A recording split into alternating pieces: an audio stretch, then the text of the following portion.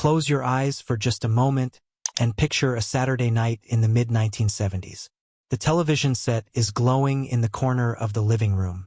Someone in your house is calling the family together. And then there she is, that dark hair, those eyes, that smile that seemed to come from somewhere genuinely warm and real. Lynda Carter wasn't just on television. She was in your home every single week, and somehow she always felt like she belonged there. Now here is what I want to share with you today, and I think you are going to find this genuinely surprising, even if you have followed Lynda Carter's story for decades. There is a chapter in her life, a real documented chapter, that most people who watched her every Wednesday night on ABC simply never knew about. It connects her to one of the most controversial, most celebrated, most debated films in all of Hollywood history. A film that was so difficult to make, so dark in its journey, that the stories about its production have filled books, documentaries, and countless interviews for nearly 50 years. I want to walk you through who Lynda Carter really was before the world gave her that golden tiara. I want to show you the turning point that changed everything for her, the moment that could have taken her career in a completely different direction. And then, at the very heart of this story, I am going to share with you what the real connection between Lynda Carter and Apocalypse Now actually was, because it is not what the headline makes you think, and the truth is far more interesting than the rumor. Stay with me through this one.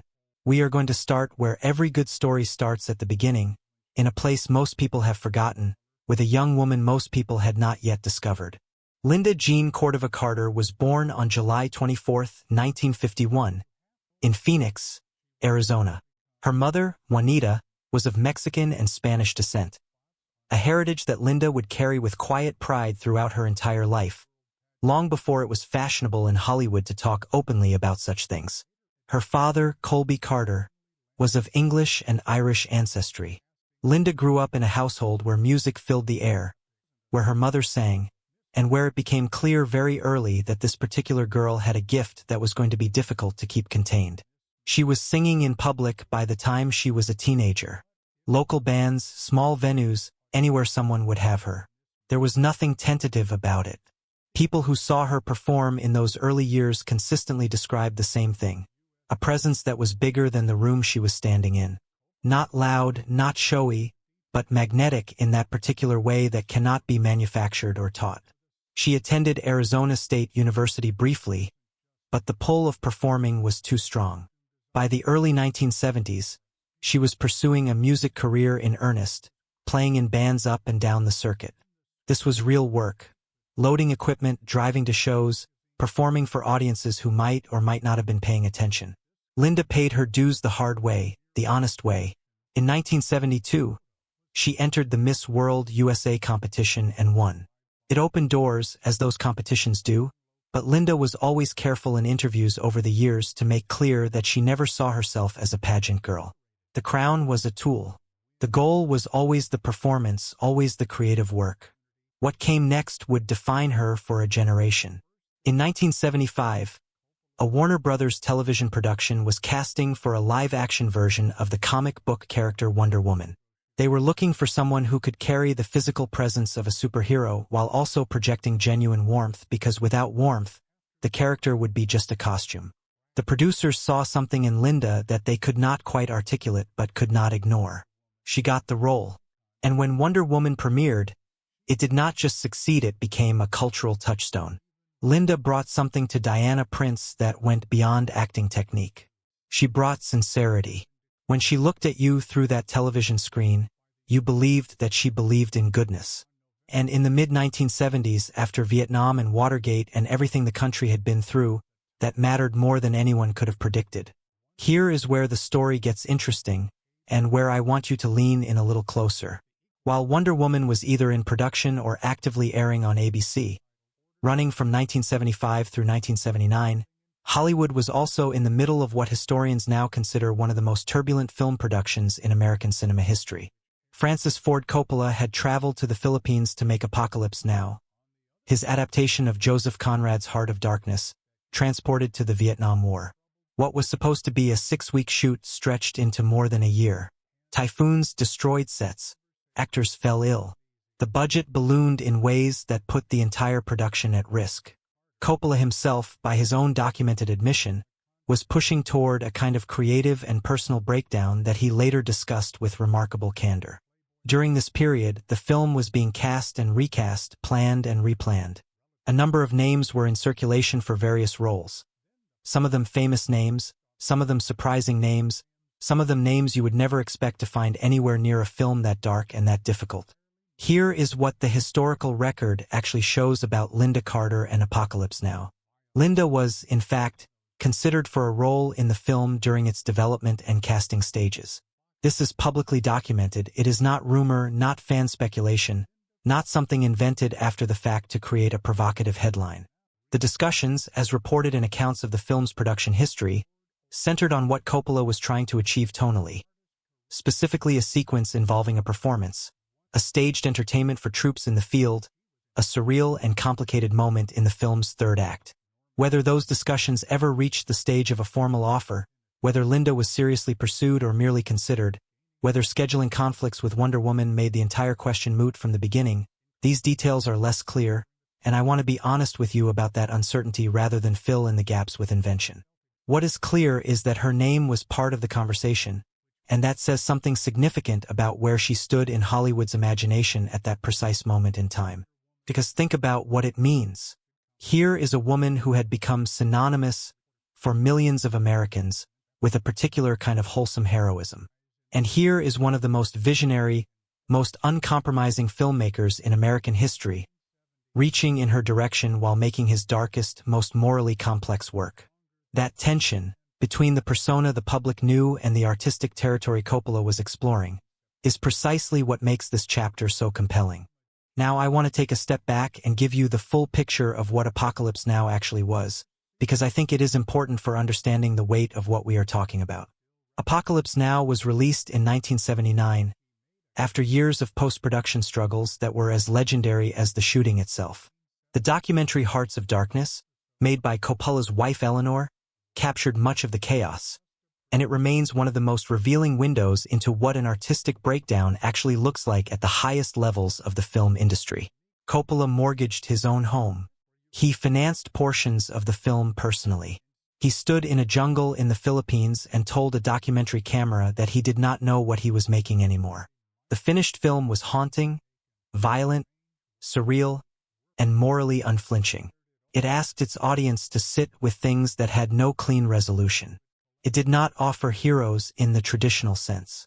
It won the Palme d'Or at Cannes. It earned 8 Academy Award nominations.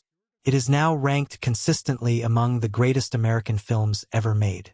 The performance scene that Coppola was developing, the one that intersected with discussions about who might fill certain roles, was the Playboy Playmate sequence, a famous and deliberately disorienting scene in which a USO helicopter lands at a remote base and playmates perform for thousands of soldiers in a moment that slides rapidly from celebration to chaos.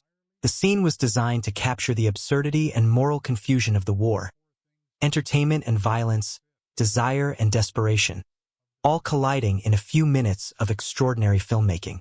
The playmates in that sequence, as the film was ultimately made, were not major Hollywood stars. They were, in the final cast, largely unknowns.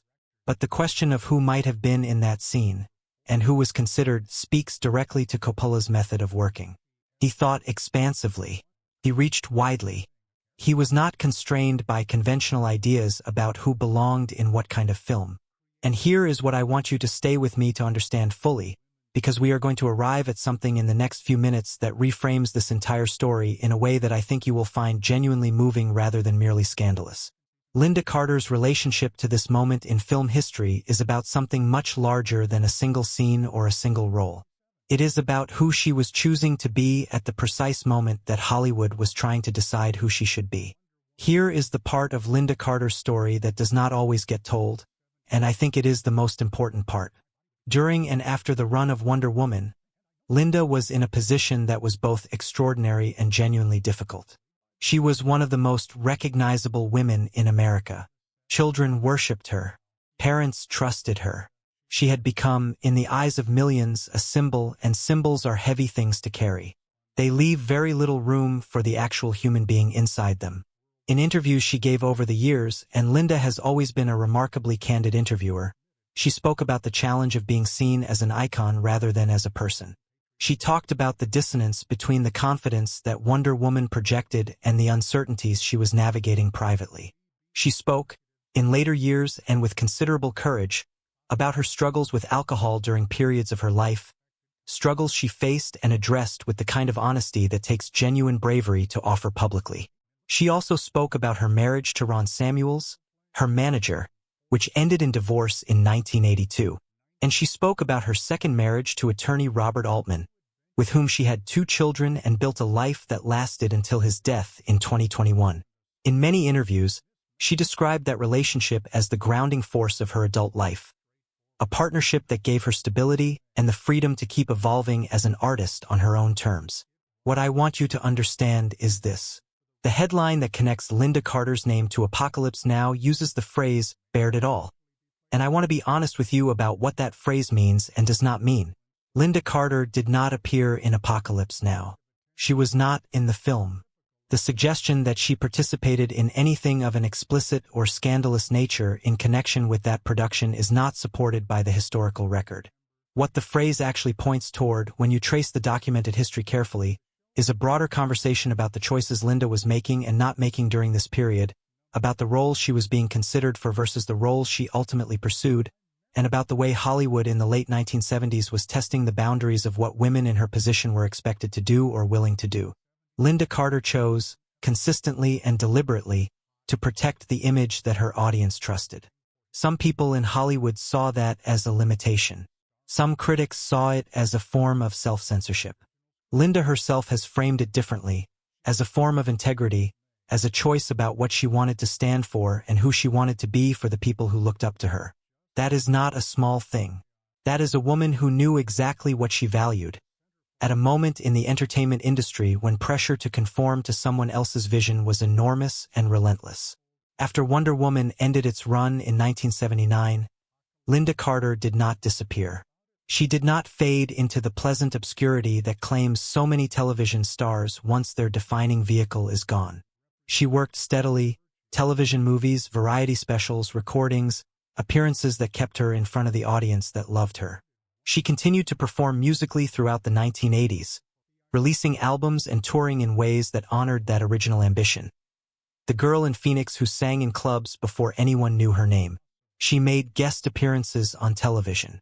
She did dramatic work that allowed her to stretch beyond the specific physical and tonal demands of Wonder Woman. She stayed present, stayed visible, stayed herself. In more recent years, Lynda Carter has become increasingly vocal about causes she believes in, including advocacy around domestic violence, which she has connected to experiences in her own life with quiet but unmistakable courage. She has been a presence at events celebrating the legacy of Wonder Woman, which has never really gone away. The character has been revisited by DC in film and television, and every time it is, Lynda Carter is there as the original, the one against whom all subsequent interpretations are measured. Here is what I want you to stay with me through to the very end of our time together today, because I have saved the most remarkable part for last. What Lynda Carter represents in the context of Apocalypse. Now, in the context of 1970s Hollywood, in the context of her entire career, is something that speaks directly to a question that was never fully resolved in her industry, and that remains unresolved today. What do we do with women who choose deliberately to be good? Not good in a naive way, not good in an ignorant way, but good in the way that requires full awareness of the alternatives. Lynda Carter looked at everything Hollywood offered her in the late 1970s, including, by the documented historical record, proximity to one of the most significant films of the era, and she made her choices with open eyes. She chose to be Wonder Woman not just on screen but in the way she carried the role into her actual life. She chose to protect the trust of the audience that had given her their Saturday nights. She chose to be the person that a child could look up at without complication.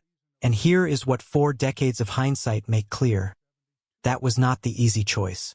It was not the financially obvious choice. It was not the choice that would have impressed the critics who were, in that era, celebrating the darker and more transgressive work being made in American cinema. It was the choice that required her to know exactly who she was and to act accordingly. That is the kind of courage that tends to look simple from the outside and reveals itself as extraordinary only with time. Lynda Carter gave us Wonder Woman.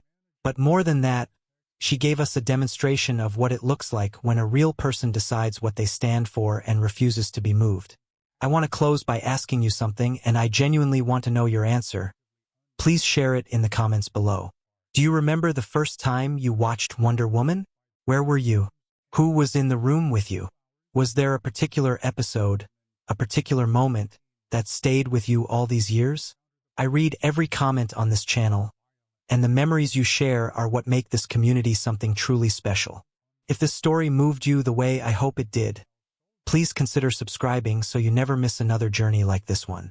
There are more stories waiting, stories about the people who shaped the world you grew up in, told with the honesty and the warmth they deserve. We will see you next time.